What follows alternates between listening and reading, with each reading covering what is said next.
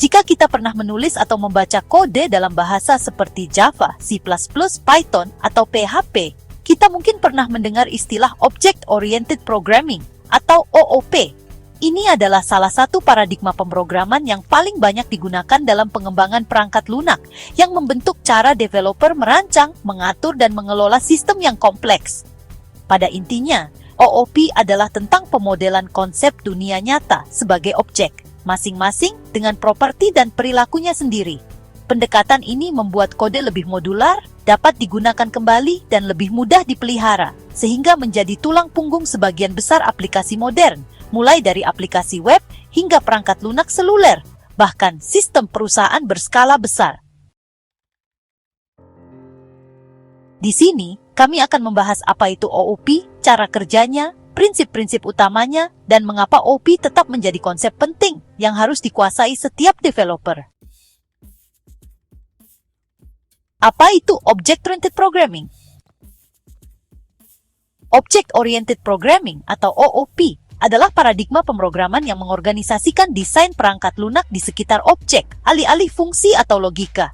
Setiap objek merepresentasikan entitas yang dapat menyimpan data, yang disebut atribut atau properti, dan fungsi yang disebut metode, yang beroperasi pada data tersebut. Misalnya dalam analogi dunia nyata, bayangkan sebuah mobil sebagai sebuah objek. Mobil memiliki atribut seperti warna, merek, dan kecepatan, serta metode seperti start, stop, atau accelerate. Dengan mengelompokkan properti dan perilaku ini, OOP mencerminkan cara kita memahami entitas dunia nyata, sehingga pemrograman menjadi lebih intuitif dan terstruktur. OOP didasarkan pada gagasan menggabungkan data dan fungsionalitas dalam satu unit, alih-alih memisahkannya seperti dalam pemrograman prosedural. Hal ini membantu mengurangi kompleksitas dan memungkinkan developer untuk membangun sistem yang lebih besar, yang lebih mudah diperluas dan didebug.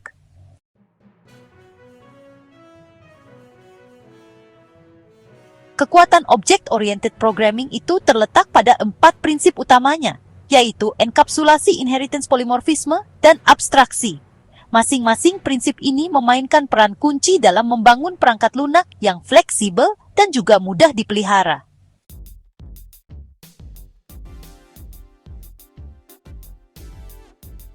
Enkapsulasi mengacu pada penggabungan data dan metode yang bekerja pada data tersebut ke dalam satu unit objek.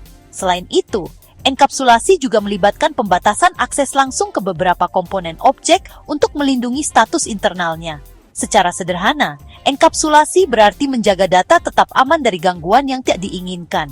Developer biasanya menggunakan pengubah akses seperti private, public, dan terlindungi untuk mengontrol bagaimana dan di mana data dapat diakses atau dimodifikasi. Misalnya nih, daripada mengizinkan kode eksternal untuk mengubah variabel secara langsung, kita bisa menggunakan metode seperti setSpeed untuk memvalidasi atau mengontrol perubahan tersebut.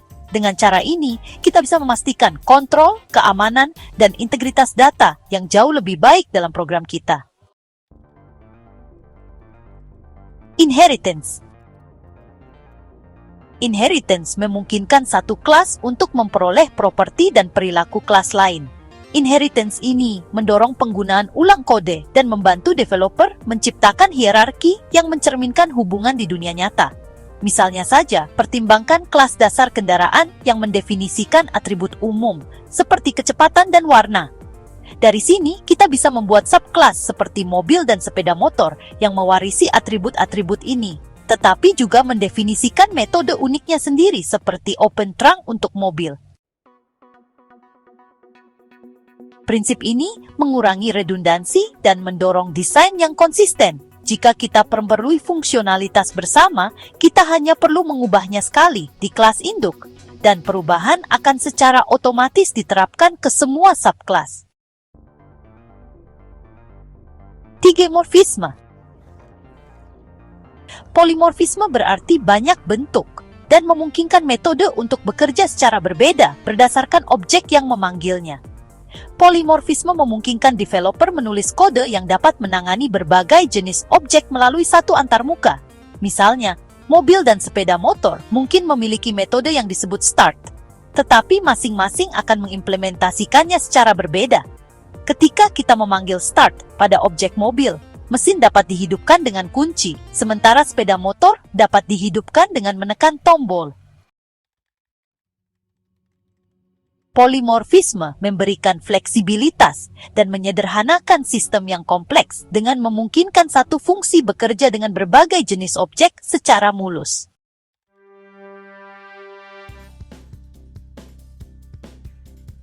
Abstraksi melibatkan penyembunyian detail implementasi yang kompleks dan hanya menampilkan fitur-fitur yang diperlukan dari suatu objek.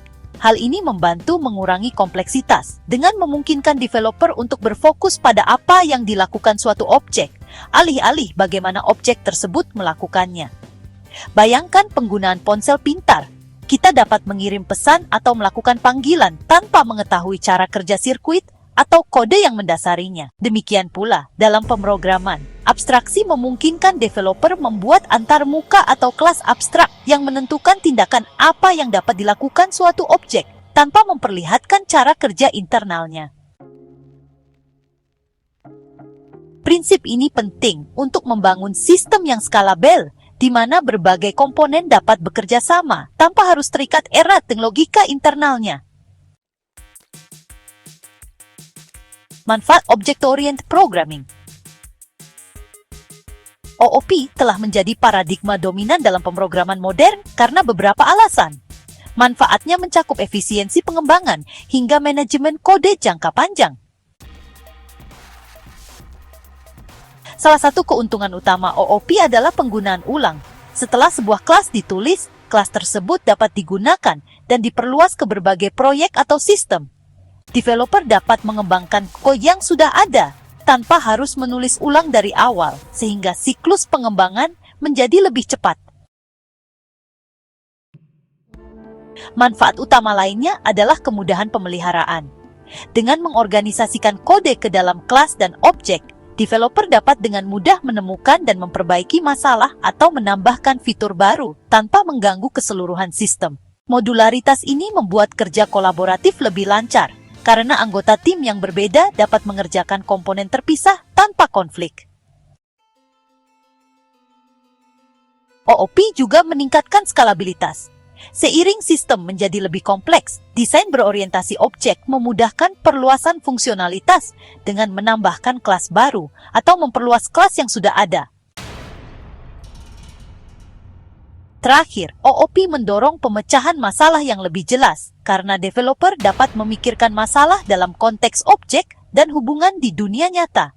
Model mental ini membantu menjembatani kesenjangan antara penalaran manusia dan struktur kode. Bahasa Object-Oriented Programming populer. Banyak bahasa pemrograman modern mendukung OOP baik secara penuh maupun sebagian. Beberapa yang paling populer antara lain. Java dikenal karena sifatnya yang murni berorientasi objek dan digunakan secara luas dalam pengembangan enterprise serta Android. C++ menggabungkan paradigma prosedural dan berorientasi objek yang digunakan untuk perangkat lunak sistem dan aplikasi berkinerja tinggi. Python fleksibel dan mudah dipelajari, menawarkan dukungan OOP melalui kelas dan objek. C# adalah bahasa utama dari Microsoft untuk aplikasi .NET dengan fitur OOP yang benar-benar tangguh. PHP awalnya memang prosedural, tapi sekarang menawarkan kapabilitas OOP yang kuat, terutama dalam framework seperti Laravel dan Symfony. Setiap bahasa mengimplementasikan konsep OOP dengan cara yang sedikit berbeda, tapi prinsip dasarnya yaitu mengorganisasikan data dan fungsionalitas di sekitar objek. Api nyata. Object-Oriented Programming memainkan peran penting dalam sistem perangkat lunak modern di berbagai industri. Aplikasi web menggunakan framework OOP untuk menangani perutean, manajemen pengguna, dan operasi database. Pengembangan game sangat bergantung pada OOP untuk memodelkan entitas seperti pemain, senjata, dan lingkungan. Dalam sistem perusahaan, OOP memungkinkan pengembangan modular di mana setiap komponen seperti penagihan, autentikasi, atau pelaporan dapat dikembangkan dan dipelihara secara independen.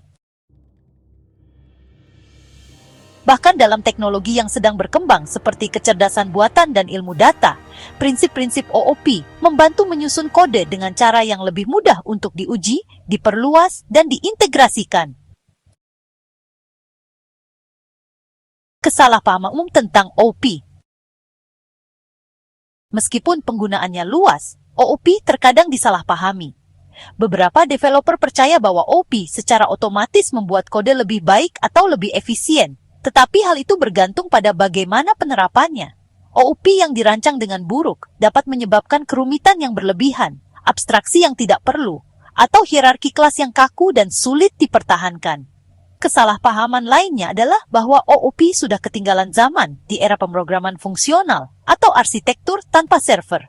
Pada kenyataannya, OOP terus berkembang dan hidup berdampingan dengan paradigma lain, seringkali dalam pendekatan hibrida yang menggabungkan yang terbaik dari kedua dunia. Memahami kapan dan bagaimana menggunakan OOP secara efektif lebih penting daripada mengikutinya secara membabi buta. Jadi, Object-Oriented Programming merevolusi cara developer berpikir tentang desain perangkat lunak. Dengan menyusun program di sekitar objek yang merangkum data dan perilaku, OOP mendorong penggunaan kembali kode, skalabilitas, dan kemudahan pemeliharaan. Prinsip-prinsip intinya, enkapsulasi, inheritance, polimorfisme, dan abstraksi, membentuk fondasi untuk membangun aplikasi yang terorganisir dan efisien di dunia digital saat ini. Baik kita mengembangkan aplikasi web kecil maupun platform perusahaan besar, menguasai OOP merupakan langkah krusial untuk menjadi programmer yang terampil dan adaptif. Dalam dunia teknologi yang terus berubah, OOP tidak hanya relevan tetapi juga esensial. Sebuah konsep abadi yang terus memberdayakan developer untuk menciptakan kode yang lebih bersih, lebih cerdas, dan lebih berkelanjutan.